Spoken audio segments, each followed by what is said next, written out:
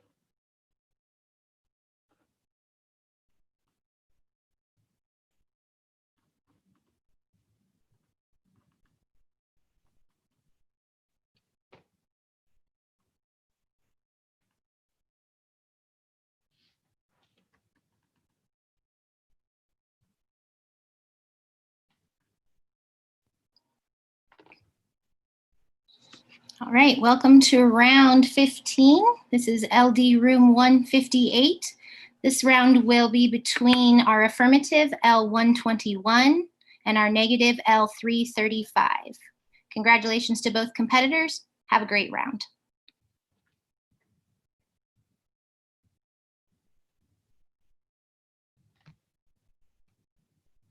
I affirm the resolution resolved. Intergenerational accumulation of wealth is antithetical to democracy. Antithetical is defined by Oxford Dictionary as opposing. I value justice defined as giving each his due. The resolution is thus a question of which side best promotes the rights protection democracy strives for. In order to ensure that citizens receive their dues, the government must be legitimate. Thus, my value criterion is promoting governmental legitimacy. In a democratic context, governmental legitimacy is defined by Peter Stillman of Vassar College as the compatibility of results of governmental output with the value patterns of those affected by these results. The value pattern of a society can be characterized by the generalized criteria of desirability, the standards for evaluation, and the priorities of the society. Government officials must be capable of responding to the needs and values of the citizens that put them in power. Without a legitimate democracy, there is no proper enforcer of dues, hindering justice. Contention 1. Intergenerational wealth accumulation perpetuates societal systems of inequality and oppression. Subpoint A. Economic inequity. The intergenerational accumulation of wealth expands the gap between rich and poor. The Federal Reserve finds that the estimated share of wealth accounted for by intergenerational transfers is 51%. This makes intergenerational wealth transfer a larger contributor to the wealth gap than any other factor. There are two reasons for this phenomenon. The first is that the ability to receive an inheritance is skewed towards richer households, allowing them to build upon their wealth. According to the Federal Reserve, more than half of all intergenerational transfers go to the top 10% of the wealth distribution, while only 8% of intergenerational transfers go to the bottom half of the wealth distribution. When seen through the lens that intergenerational transfers are the dominant contributor to wealth accumulation, this creates an exponentially compounding cycle where the wealth of the highest income class rises disproportionately. The second reason that the intergenerational accumulation of wealth expands the wealth gap is that it limits the economic mobility of lower classes. This is because inheritance driven wealth gaps cement low income families into poor opportunities, reducing their educational prospects and chances of upward mobility. However, large inheritances mean high income individuals enjoy not only more options, but options that predict greater financial success. Additionally, high income individuals use political lobbying to prevent economic mobility of lower classes in order to decrease competition. Mork of the University of Alberta explains that economic elites are capable of creating barriers of entry for small businesses. This entrenches the wealth gap into the very structure of society, creating a system in which citizens aren't truly equal and some people aren't empowered to exercise their agency. Extreme inequality is antithetical to democracy for two reasons. First, the wealth gap skews political representation. Larry Bartels of the Russell Sage Foundation finds that constituents at the 75th percentile of the distribution have almost 3 times as much influence on senators' general voting patterns as those of the 25th percentile. This creates a society in which the wealthy rule the government, undermining electoral ideals and breeding corruption. The second reason that wealth inequality is antithetical to democracy is that it creates social stratification. Michael Sandel of Harvard University explains that as inequality deepens, rich and poor live increasingly separate lives. The affluent send their children to private schools, leaving urban public schools to the children of families without alternatives. A similar trend leads to the privileged leaving public institutions and facilities. This has two ramifications. First, public services deteriorate as those who no longer use those services become less willing to support them. Second, public institutions cease to be places where citizens from different walks of life encounter one another. In such societies, neither the rich nor the poor have a sense of shared fate with the other, and society is seen as a zero-sum game between conflicting groups. This prevents the poor from expressing their value patterns, which is unjust. Subpoint B. Racial tensions prevent democratic consolidation. Intergenerational wealth accumulation allows members of certain races within a country to become significantly wealthier, leading to the oppression of minorities. This happens for two reasons. The first is that the groups with histories of less oppression are able to accumulate wealth over time. For example, Caucasians in the United States have historically faced less oppression than other ethnic groups. According to Cecily Hardaway of Duke University, whites have an 810% advantage in mean lifetime inheritances compared to African Americans. Caucasians receive both significantly more inheritances and larger inheritances. The second reason that intergenerational wealth accumulation creates racial tension is that the races that accumulate more wealth can create social processes that allow them to maintain their power. The race that has accumulated more wealth has the ability to discriminate against minorities to maintain its wealth. For example, in the United States, African Americans and Latinos face discrimination in lending markets for homes, vehicles, and businesses. Without having fair access to resources, it can be difficult for minorities to increase their socioeconomic status. After studying 16 countries, Noah Lewin-Epstein of Tel Aviv University found that inheritances cause an ethnic wealth gap between immigrants and natives as well. Hence, societies with intergenerational wealth accumulation tend to be extremely racially divided. Societies with extreme racial and ethnic tension cannot comfortably exercise democratic ideals or embody democratic principles because racial strife prevents these ideals from being legitimately enshrined in government. For instance, the extreme inequality between ethnic groups in the Philippines, Pakistan, and Nigeria has led to poorly consolidated democratic institutions. Racial inequality that is exacerbated by the intergenerational accumulation of wealth makes it extremely difficult for governments to either become more democratic or transition to democracy from another form of government for two reasons. The first is ethnic violence. Francis Fukuyama of Johns Hopkins University finds that in highly unequal societies, ethnic violence is driven by competition for resources. High levels of internal conflict destabilize democracy. The second reason is political disenfranchisement. Rich races use their wealth to effect policies and social structures that prevent the outgroup from meaningfully engaging in politics, preventing the system from ever changing. Thus, the ethnic violence and political disenfranchisement that results from the racial divisions created by the intergenerational accumulation of wealth make it antithetical to democracy. Thus, I affirm. Is everyone ready? Yes. What values constitute a government as being legitimate?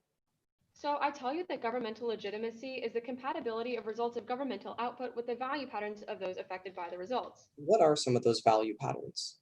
Yeah, so for example, in the United States, we value free and fair elections. So a government has to do everything in its power to ensure that the elections within the United States are free and fair.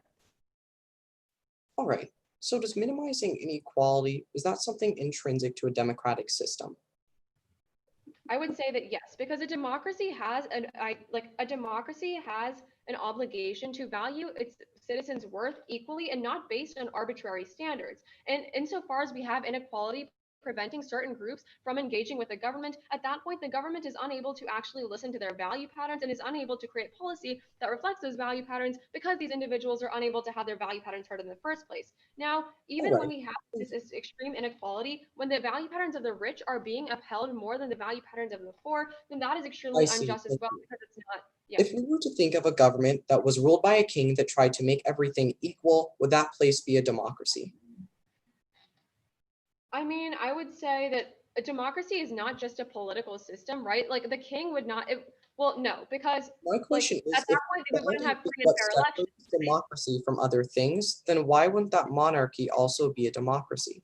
Because a democracy also constitutes as a political system with free and fair elections. And for example, citizens want free and fair elections. That way they can have their value patterns reflected in society. When you have that king was not like elected as a legal representative. And so the citizens' value patterns aren't actually being expressed in that situation. And So there's also we certain have to look at inequities the that fact are that endemic to society inevitably.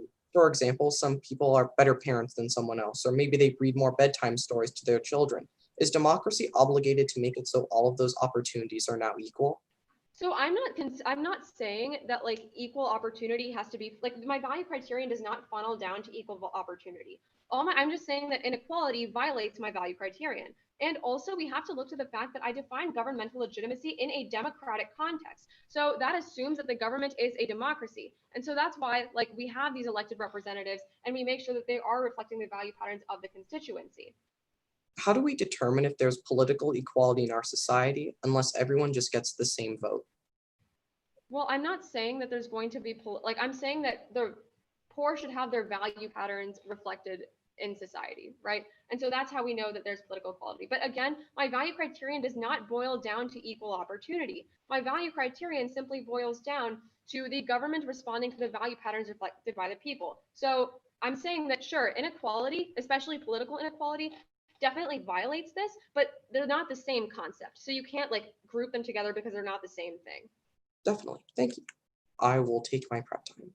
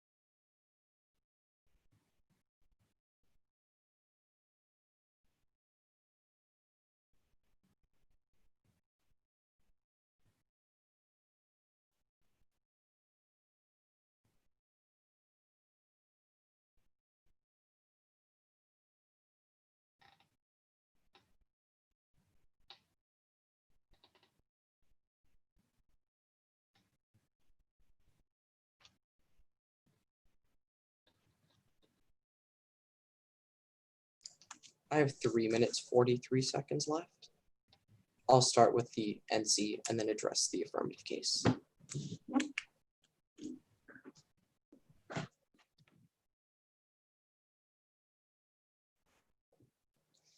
Everyone ready? While democracy must have its organizations and controls, its vital breath is individual liberty. It's because I agree with those words of former Supreme Court Justice Charles Hughes that I negate the resolution. Because the resolution asks us to evaluate to what extent wealth transfers impact democratic liberties, my value is democracy. My criterion is respecting self-ownership. The Stanford Encyclopedia of Philosophy explains that we recognize people as self-owners when we recognize that there are things that may not be done to a person without their consent, which may be done with consent. The principle is a strong endorsement of sovereignty and expresses the refusal to treat people as mere things to use. Ensuring self-ownership achieves democracy for 3 reasons. First, Dr. Cristiano explains how the principles of democracy are found in the idea that each individual ought to be a master of his or her life. Only when each person has an equal vote will individuals have a chance at self-government. Second, for democracy to remain democratic instead of authoritarian, it must ensure individual liberty. Protecting liberty gives an inherent endpoint to government interference, while maximizing equality, for example, lacks an end as things can always get more equal. Third is that Harvard Law professor Joseph Singer further explains the crucial role property rights hold in enshrining democracy. Democracies elect leaders who pass laws that establish minimum standards for social and economic relationships about what it means to treat others with dignity. Property law is not just a mechanism of coordination, it is a constitutional framework for social life. Property is not merely the law of things, but property is the law of democracy. Thus, ensuring self-ownership best achieves democracy because it maintains political equality, stops authoritarianism, and respects the fundamental dignity of all people. My sole contention is that intergenerational wealth accumulation upholds the right to self-ownership. There is no moral difference between passing on wealth and spending it on yourself. Political philosopher Mark Freeman explains how inheritance, insofar as it is justly acquired, is legitimate as an extension of gift-giving. Inheritance stands on exactly the same moral footing as gift-giving. Just as a person who has acquired property in a morally innocent way has the right to give his property to others, so too does the person making a bequest. Because there's no moral difference between spending money and gift-giving, the government is justified in upholding wealth accumulation, protecting self-ownership and individual liberty in the process. Therefore, the negative best meets this criterion and thus fulfills the value. It's for that reason that I negate. Let's go to the affirmative case. I'll start on my opponent's framework. You should prefer a value of democracy because it's implied by the resolution. The resolution doesn't ask whether wealth accumulation is antithetical to justice, but rather to democracy, and is thus the end goal of this debate. My opponent's criterion of government legitimacy has 3 fundamental flaws. The first is that self-ownership controls how we determine if a government is legitimate or not. If people don't have a baseline of human dignity by protecting their autonomy, then it's impossible for people to respect the government. The second flaw is that self-ownership should come before this criterion because we have to look at the processes of democratic decision-making before the outcomes. For example, even if democracy were to pass a policy that was good and increase its legitimacy, that would be undemocratic if people were coerced into voting for it. Thus, we must respect people's autonomy before we can determine if policies are legitimate. The third problem is that equality is not crucial to legitimacy because it's not unique to democracy. Think of how a king who could try to make everything equal in a society would be democratic under their system and thus fulfill the criterion, but that's obviously nonsensical. The fundamental flaw with my opponent's first contention is that the affirmative relies on a single argument, that wealth accumulation leads to inequality. But that's anything but the case. Although the rich do profit a lot from wealth accumulation, it's a lot more important to the poor to give them economic mobility. Professor Edward Wolff writes that wealth transfers have an equalizing effect. A small gift to the poor means more than a large gift to the rich. Eliminating inheritances increases overall inequality and reduces the share of the bottom 40%. Now, this is historically proven in Denmark. As Dr. Boserup writes, bequests equalize relative distribution. For example, bequests decrease the wealth share of the top 1%. This is further proven in Japan. Dr. Horioka writes, wealthier individuals leave less bequests than less wealthy individuals, meaning that bequests ameliorate wealth inequalities and do not cause wealth inequalities to be passed on over generations. In other words, I agree that the rich do gain a lot more money from wealth accumulation, but as a fraction of their net worth, it matters a lot more to the poor. Think of how giving $1,000 to a homeless person means a lot more than giving $1 million to Bill Gates. Economic opportunities are controlled by intergenerational wealth accumulation and is thus crucial to minimize inequality. Dr. McCaffrey further explains how breaking up wealth concentration only fosters unequal consumption, which creates our society more unequal. He states, if we tighten the estate tax, we will increase inequality of consumption. We've not achieved a fairer society if the ownership of assets is more equal, but the use of wealth is less so.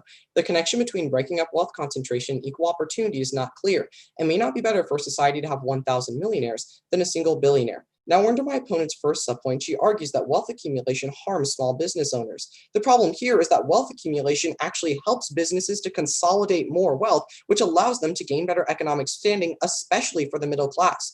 Next, my opponent argues that intergenerational wealth accumulation skews the political decision-making process. The fundamental problem here is that the best empirical studies disprove that claim. Dr. Bashir writes, when the rich and middle class disagree, each wins about half the time. The rich got their preferred outcomes 53% of the time, and the middle class got what they wanted 47% of the time. And Dr. Matsuyabashi further proves this trend in a study of over 50 countries. He writes how by using cross-national survey data, our analysis reveals that income inequality reduced income bias and turnout by mobilizing low-income citizens. The findings show that income inequality does not affect the political decision-making process. Furthermore, my opponent's argument only relies on looking at the American judicial system, which isn't extrapolatable to look at the entirety of the resolution as a general principle. Next, my opponent talks about how this creates social stratification, but the opposite is true. Wealth accumulation leads to more cohesion because it allows individuals to go from the bottom of their economic class all the way up to society and thus improve their status and social cohesion. Their second subpoint talks about racial tensions. The fundamental problem with this is the same problem with their contention, that it's far more important for minorities to gain intergenerational wealth accumulation and is thus their only way to gain out of economic poverty. According to a 2013 paper published in the Journal of Economic Inequality, it states wealth transfers had a sizable effect on reducing the inequality of wealth. Even though white households receive larger transfers than African Americans, a higher fraction of the wealth of the latter comes from such transfers. Next, my opponent argues that this leads to racial consolidation. The fundamental flaw with this argument is that this is indicting the structures of our society, not wealth accumulation. Of course, there are racist policies that have been affecting minorities for generations, but intergenerational wealth transfers have been proven to be anything but. Other solutions, such as increasing educational opportunities, giving better job training, and creating more affordable housing are all the solutions to what my opponent is pointing to, not removing wealth accumulation. Thus, the affirmative has provided you a guaranteed harm to your autonomy with very little material benefit. Because intergenerational wealth accumulation is crucial to uphold your self-ownership, but is also crucial to equalize the playing field in our society. I've negated.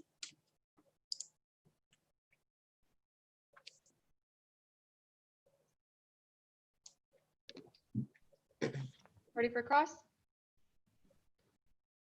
Let's start out with your value criterion of respecting self-ownership. What is self-ownership? Autonomy, being able to choose your own decisions. Okay, when can we violate someone's self-ownership? There are two situations when we can violate self-ownership. The first is if you're using that self-ownership to violate the rights of another. For example, I think if people were owning other people in terms of chattel slavery in the United States, that's obviously a violation of self-ownership and would be an instance where we can violate somebody's property rights. The second criteria is if that violation is crucial to uphold a minimum state. Now, what that means is it justifies things like taxation in certain instances so that we can fund a government that has military, police, infrastructure, and certain mobility aspects that allow us to have an actual society. Okay, and in your third justification, you talk about how property rights are necessary and property law is necessary. Where in this justification does it say that absolute property rights are necessary? Once again, I agree there are instances where we can violate property rights, but it's the negative thesis that the affirmative is not one of those, because property rights hold and enshrine a crucial dignity that humans have. Professor Singer argues that property is the line upon which all other living talk about. Okay, so would you say that denying someone their due political influence is denying them their self-ownership? I would say that is the case, yes. Okay.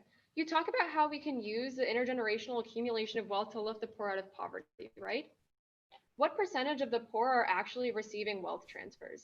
I don't have a particular number that I can grab for you right now, but I can look through the methodology of the evidence I read for you in prep time if you'd like one. But how does that make logical sense, right? Like if there's a family who's living paycheck to paycheck, how are they actually going to be able to save up enough money for their offspring in order to get them out of poverty? I'm confused. I think that proves my argument. If you're at the bottom of the economic ladder, then being able to keep that money to send your child to a college matters a lot more for Right, you. but what if you don't have enough money for college in the first place? Well, my argument is you should be able to save up that money so that people can move up in economic standing. My argument is that even if poor people don't have that much money, that's why accumulation is far more necessary so that they can slowly build up that money and then leave their economic status.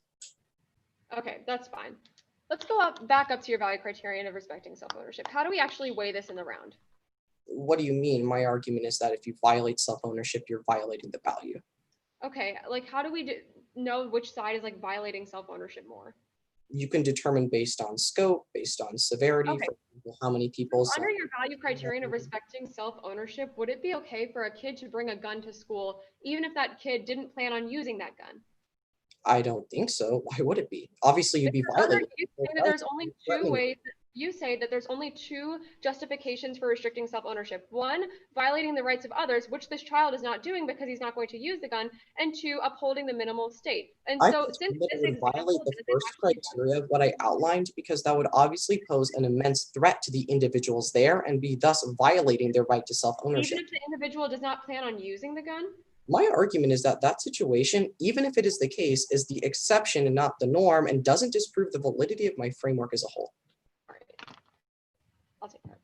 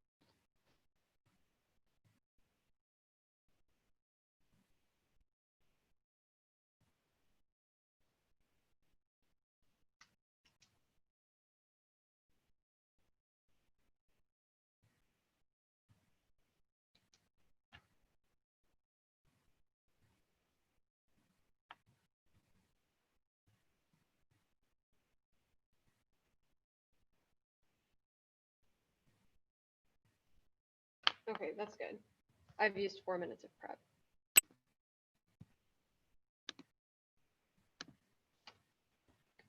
I will be going framework, AC, NC. So if everyone's ready, I'll begin. Starting off with my opponent's value criterion of respecting self-ownership, a couple of issues here. One, under his framework, a kid would be allowed to bring a gun to school.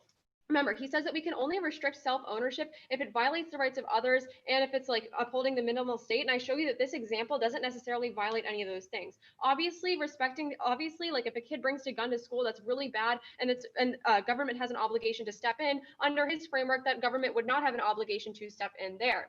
2, prioritizing self-ownership over other forms of liberty has actually led to disastrous outcomes in the past. For example, during the Industrial Revolution, protecting property rights of the elites actually made living conditions for the working class absolutely abhorrent.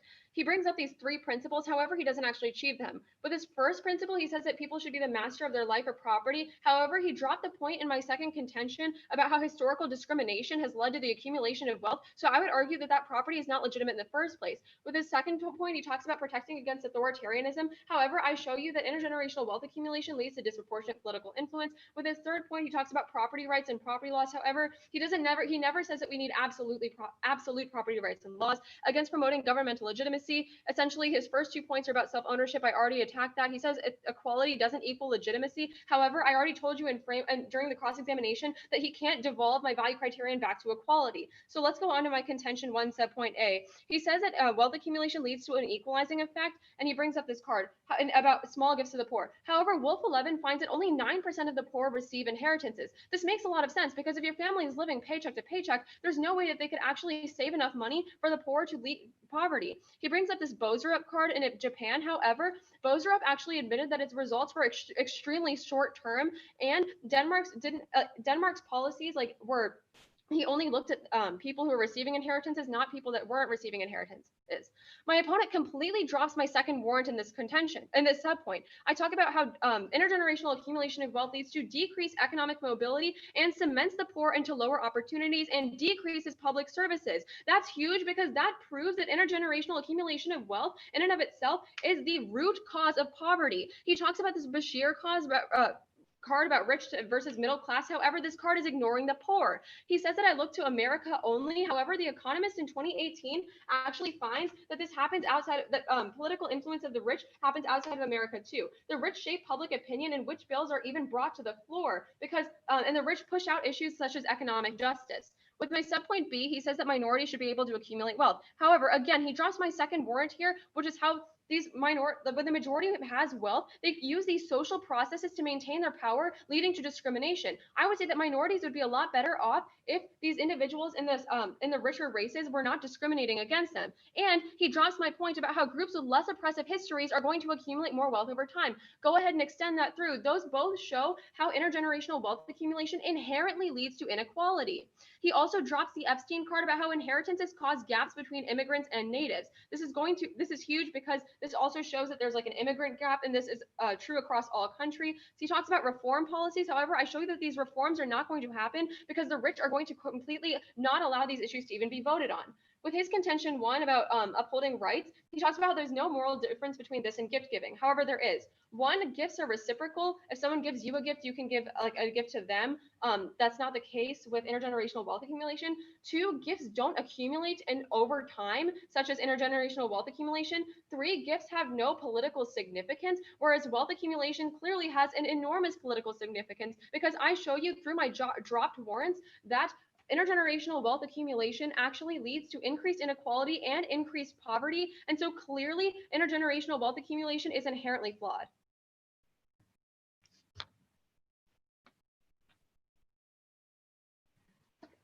I'll take my remaining prep. Oh, actually, before, could I get one piece of evidence from you? Sure.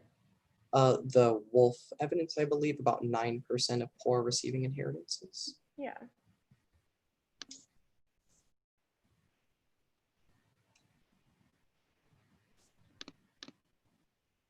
Can you drop your email in the chat?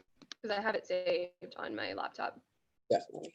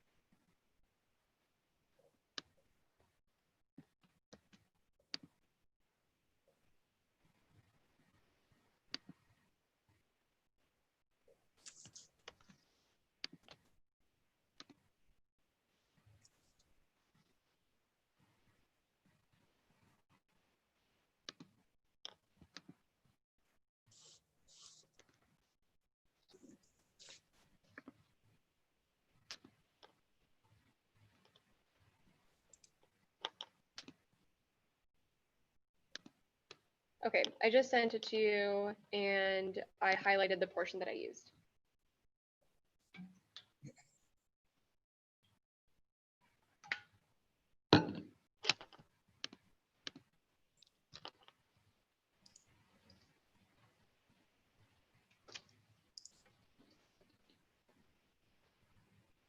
I don't see it yet. I'll let you know when I have it. Okay, Oh, just got it. okay. So I'll start with that.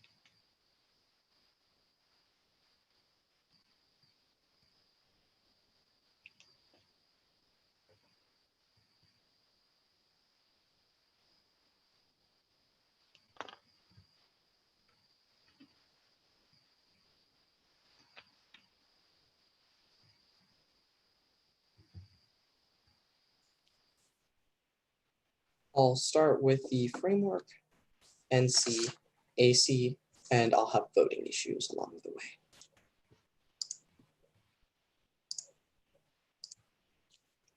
Is everyone ready? Ask yourself at the end of this debate, is it undemocratic to pay for your daughter's college tuition? If your answer is no, then vote negative, because intergenerational wealth accumulation is a necessary component of any free and democratic society. This debate comes down to three fundamental questions. The first question is, what is the purpose of democracy? Now, I'll agree with my opponent that we should protect government legitimacy, but my opponent has dropped a crucial argument that I said on her case, is that self-ownership contributes government legitimacy, because if we don't have a baseline of dignity, then obviously no one would respect the government. Now, this is incredibly crucial because it proves not only that all of my arguments operate under my opponent's framework, but they also outweigh under it, as I'll get to on the negative contention. Now, this operates independent, irrespective of all of my opponent's other justifications, because it proves that, sure, self-ownership can be violated in certain instances, but when those violations fundamentally disrupt the legitimacy of the government, as I've proven on the negative contention, that is a reason why you should negate under my opponent's own framework. Now, that begs the second question of this debate: which side best achieves that criterion of government legitimacy? And the answer is the negative. My Singer evidence explains how property rights form a baseline of human dignity. People should have a right to their own livelihood, liberty, and property. Without that, people have lost a fundamental ability for themselves to make decisions. Now, my opponent makes a couple responses on my contention. She argues that there's a moral difference between gift giving and inheritances because gifts don't accumulate and gifts don't have political significance. Three problems. The first is that they'd still violate property rights, even if it's not justified as a form of gift giving, but rather as a form of just having property and being able to do as you see fit. Second is that gifts do accumulate. Think of how giving someone college tuition allows them to get better jobs and then rise in the socioeconomic ladder. The third problem is that they do have political significance. For example, people can pay for political campaigns and lobby the government. All examples that prove that intergenerational wealth accumulation does have a similar relationship to gift giving and is thus justified under my framework as such. Remember, any impact to self-ownership is a reason why you negate under my opponent's framework. Now, this outweighs my opponent's arguments for two crucial reasons. The first is scope. The affirmative violates a universal right to inheritance, not just the richest. No matter your income bracket, the affirmative world would say that anyone passing on any wealth is undemocratic. At best, the affirmative has only isolated impacts that say that the poor are hurt, while the negative explains that the entirety of the human race would lose a fundamental right to pass on any wealth they have, and that is a fundamental affront to autonomy. The second reason why this outweighs is on severity. Property rights are the baseline of human dignity, according to Singer. To do as you please with the fruits of your labor is a fundamental dignity, and without that, democracy would lose its legitimacy and people would lose that equal value. Now, this all comes prior to my opponent's arguments about inequality, because if people aren't able to make decisions, if people don't have liberties to exercise, it doesn't matter if our society's equal. For example, if a king were to make the United States an equal place where everyone was only able to eat and sleep, things would be equal. The government would be legitimate under my opponent's framework. However, without some sort of freedoms to be able to use your equal opportunities, it doesn't matter how equal our society is. Now, what this means is that any risk that the negative offense is true, you should vote negative, because it proves not only that I fulfill her criterion more, but that the affirmative doesn't fulfill her own. That's the first negative voting issue. The intergenerational accumulation of wealth is necessary to preserve one's right to self-ownership. And that brings us to the third question of this debate. How does wealth accumulation affect society? And let's go to the affirmative case where the answer will become clear. The most important piece of evidence in this debate was conceded in the 1AR. It comes from Professor McCaffrey. McCaffrey shows how without wealth accumulation, the rich would spend all their money rather than passing it on. Now, even though that might sound good on the surface, in reality, unequal consumption makes society a lot more unequal, as the wealthy continue to gain wealth instead of passing it down. Now, ask yourself, is it really fair to have 1 billionaire in the United States or 1,000 millionaires? In the affirmative world, without wealth accumulation, the gap between the rich and the poor grows exponentially. Now, that outweighs all my opponent's arguments, because even if the poor gain some sort of wealth in the affirmative world, the rich gain exponentially more, which makes society a lot more unequal and thus violates my opponent's criterion. Now, my opponent talks a lot about how I drop a lot of her pieces of evidence, but she's never answered my indicts to those evidence that I made in my last speech. First, she reads a piece of evidence from Wolf that talks about how only 9% of the poor receive inheritances.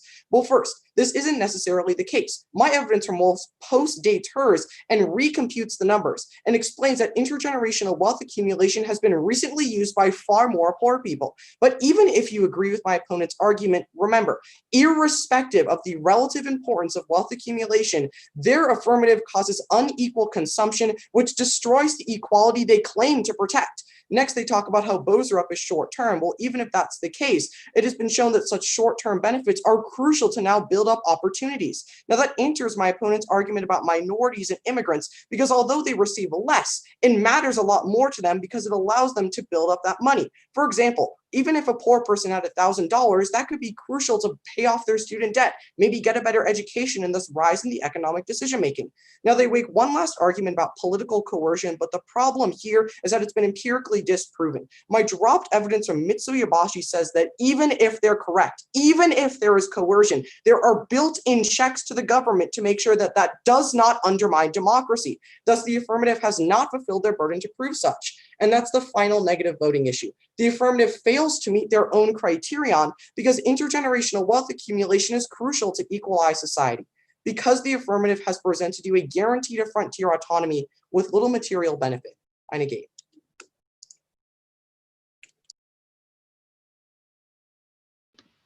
I'll take the last minute of prep.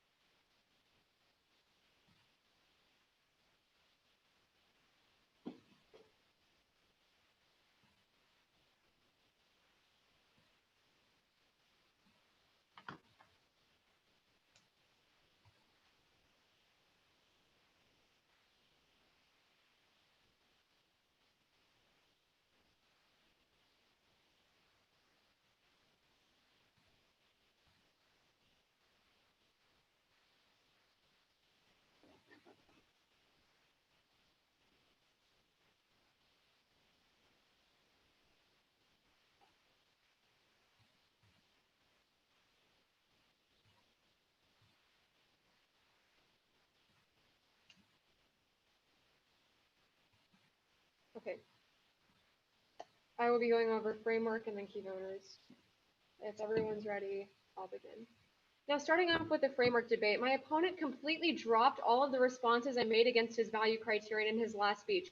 One, I told you that under his framework, a kid would be allowed to bring a gun to school. The fact that kids should not bring a gun to school proves that we can restrict self-ownership as long as it leads to societal well-being. That went dropped.